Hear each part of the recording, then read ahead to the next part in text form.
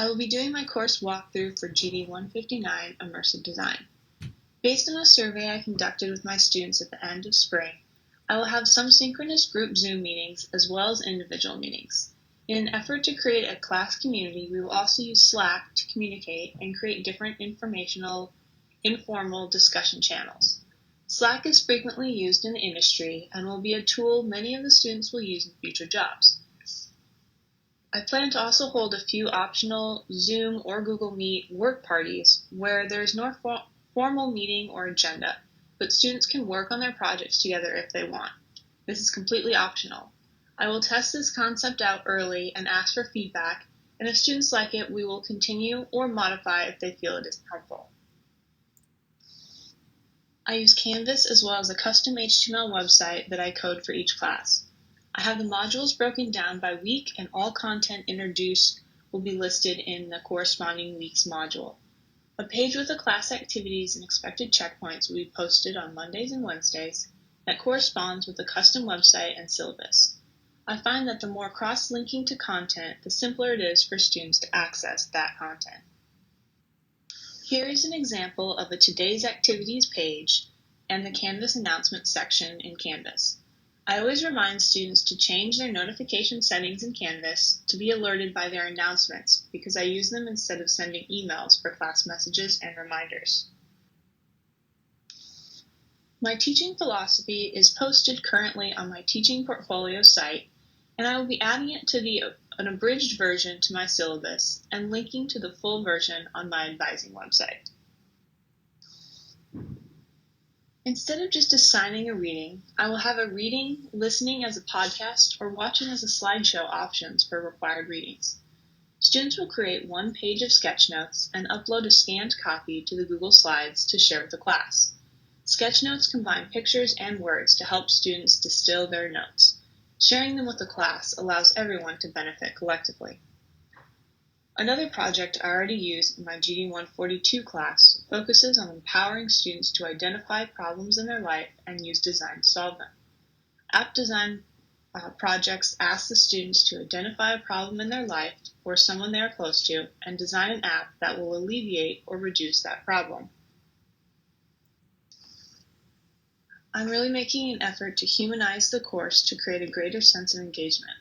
I'll be posting a welcome video to the course, a short video biography that talks a little more about my background, education, and research interests, and additionally, I have decided to create personas for myself and my, quote, remote co-workers, aka my dog and my cat. This serves multiple purposes. Personas are documents that all the students will be using in both classes and in the industry. These serve as examples as well as bringing some humor and insight into my home life. I would like to also do a short video on how to set up a remote work section like I did in my dining room, as well as how to set up a remote workstation from your car.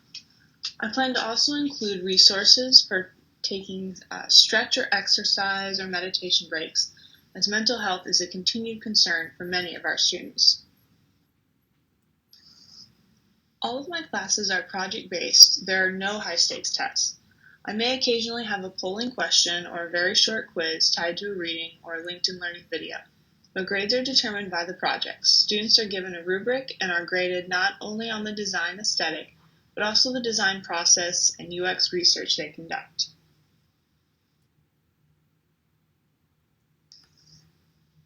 I loved the 10 and 2 breakdown.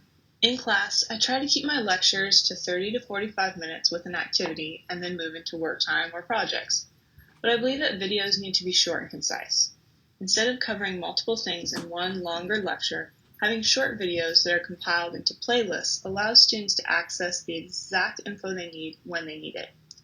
I also recommend that students try increasing the speed of videos as it helps hold your attention and your mind won't wander off while you're listening. For my 10 and 2, I did a lecture defining immersive design, augmented reality, virtual reality, mixed reality, and extended reality. We then did an activity called Quick Quarters, which is a sketching and ideation activity based on the design ideation activity called Crazy Eights that I normally use in class.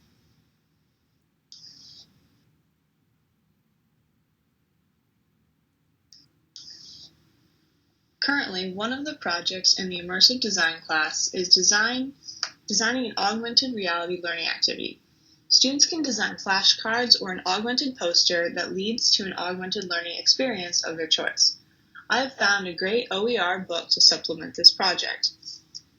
Students will review this book, which is available online, and can use it as part of their initial research to help them develop their learning activity. They're not required to read the whole book.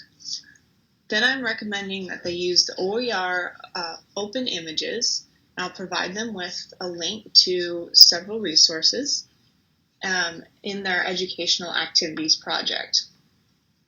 We already frequently use the LinkedIn Learning videos, which are available through Fresno State, as well as the TEDx videos in class.